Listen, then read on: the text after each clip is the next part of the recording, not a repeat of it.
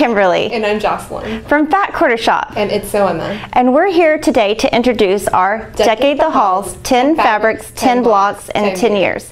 And this is a program that's on our blog where you can sew along with us until October, November to make this beautiful quilt. It's a healthy lap size, so it's, you know, very big, and we have kits. And so if you want to make this exact quilt in the exact fabrics like all my customers like to do, we have kits and backing sets available. And if you don't want these fabrics, we have made it so easy for you.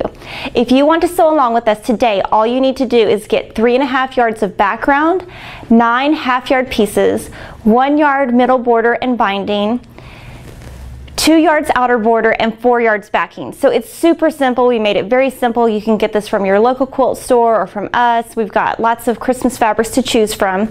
And today we're going to talk with Jocelyn, who designed this beautiful quilt, and she's going to tell us and tell you about your inspiration for the block. Yes, so we are starting our quilt off with the 3 Wise Gingerbread Men quilt section. You'll see it up here at the very top. These gingerbread men came from, well, we had initially wanted to put a gingerbread house somewhere on the quilt, but since, you know, that would be a little difficult since you have to make 3, we settled on gingerbread men, which turned out equally adorable. It's very easy, even if you're a beginning quilter. These units are pretty simple, and if you haven't made an hourglass unit before, you'll be introduced to that, and that opens up your design world to a bunch of different possibilities.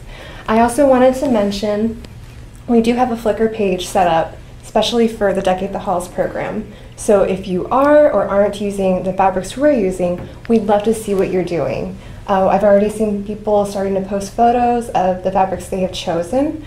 And of course, you know, we have our Aspen Frost kit here. So whatever you decide to use, please share it with us. Great, thanks Jocelyn. And so first I'm going to talk to you about the notions that you use in this block. So this would be very helpful to have these.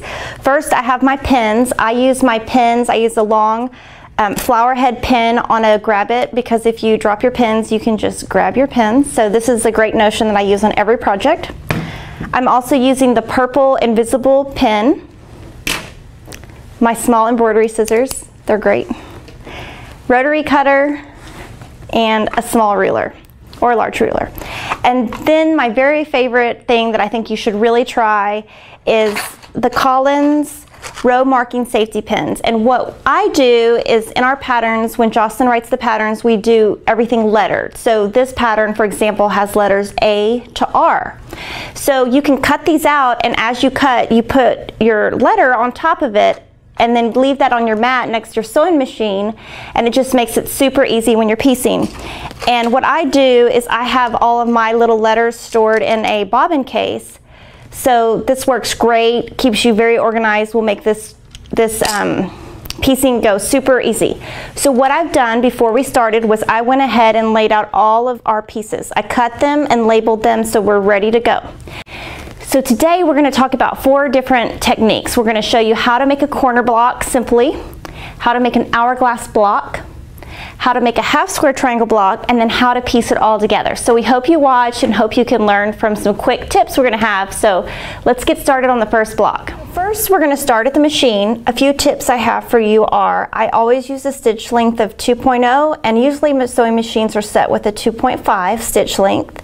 So I always lower mine to a 2.0 because I feel that it keeps your stitches more secure.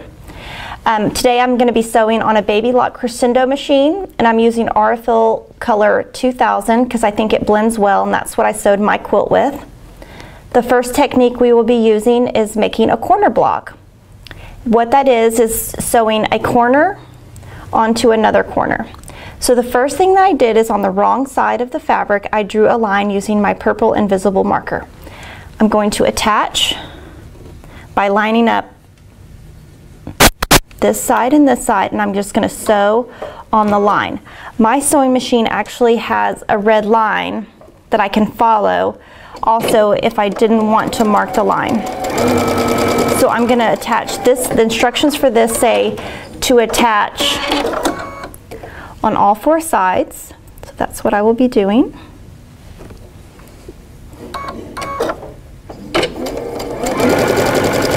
And I'm cutting my thread with my presser foot. This is an optional feature on my machine that I feel saves time.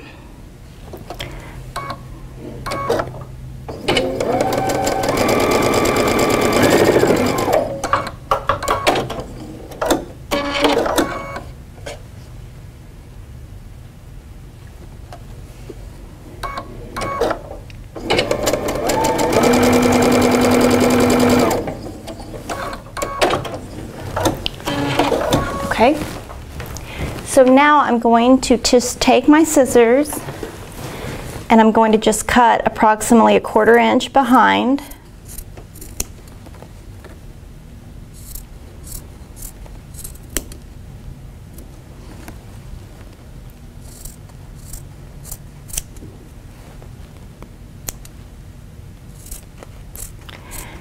And then we're going to go press open. So now we've attached corner blocks, and one tip that I have for you is to always set your seams. So you just push down. I do use steam heavily in my iron and starch. And you're just going to set your seam, press out.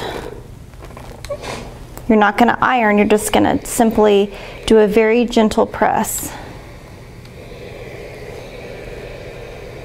You can hear that steam. And so now you've got this block with your corners attached. So I've gone ahead and made some blocks using the corner unit that are in the Gingerbread Men.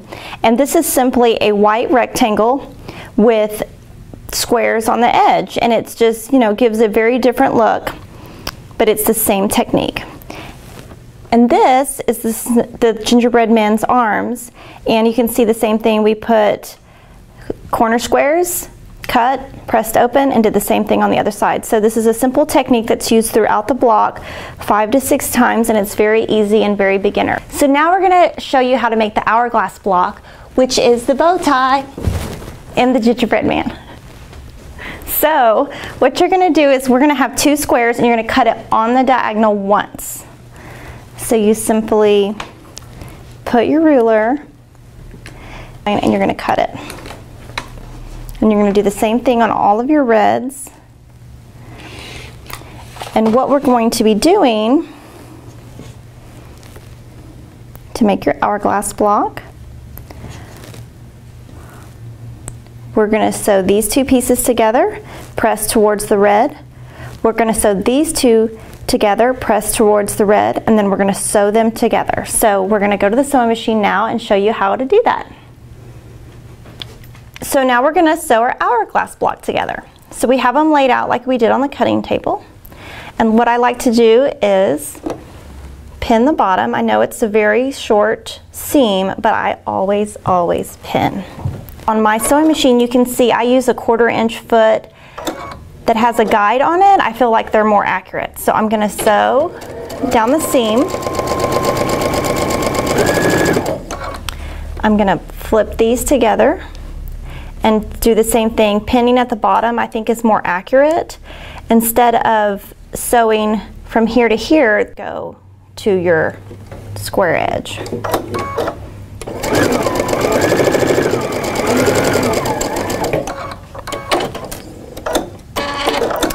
And so now we're going to use the same technique that we used earlier at the ironing table, and we're going to press towards the red.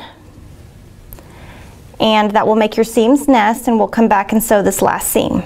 Press both towards the red. I'm going to clip off the tails.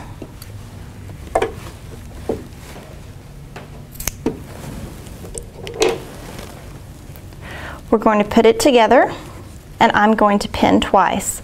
First, you can see that if you push them together, the seams will nest. We're going to pin at the end. So now that we've pinned in both places, we're going to sew with a 1/4 inch seam.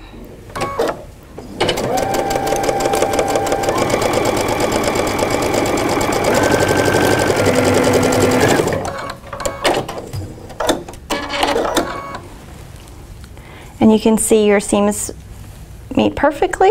You're going to iron and then cut your tails off. So now we're going to show you how to make a half square triangle. This half square triangle is in the gingerbread's leg.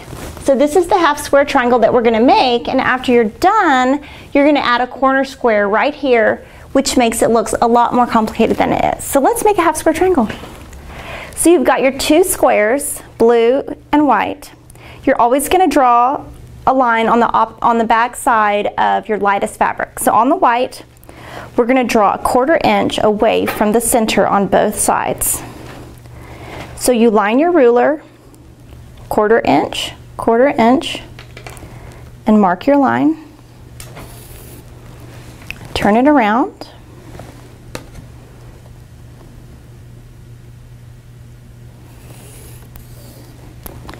So you've got from the center a 1/4 inch on both sides.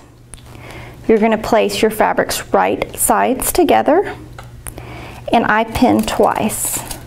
I pin once on the left and once on the right.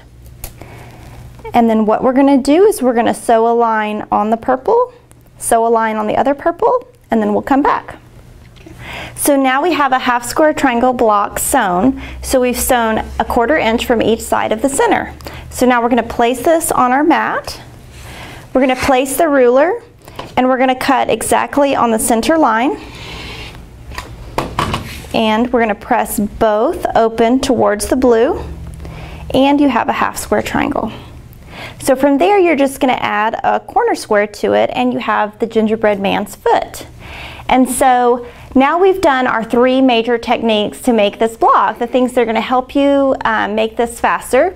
And we're going to go ahead and sew the block together and show you how it looks. So now we have cut all our gingerbread and made all of our units for this block. So let's show you how each of these blocks is assembled. So like we had talked about, this is the head that just uses corner units. This is your hourglass block. These are the arms that just have corner units. This is just basic 1/4 inch sewing. This is the same thing. This is a corner rectangle with corners on it, 1/2 square triangles with a corner. So it's all very simple, even though it seems very complex. So now what I'm going to do is I'm going to go ahead and I'm going to sew the block together so you can see the finished gingerbread man block. So just wait a second and we'll be back with the block. So thanks everybody for watching us make our gingerbread block that Jocelyn designed. Make sure to check back in 2 weeks for the instructions for our star-studded block, and we'll have a video with tutorials as well. Thanks for watching.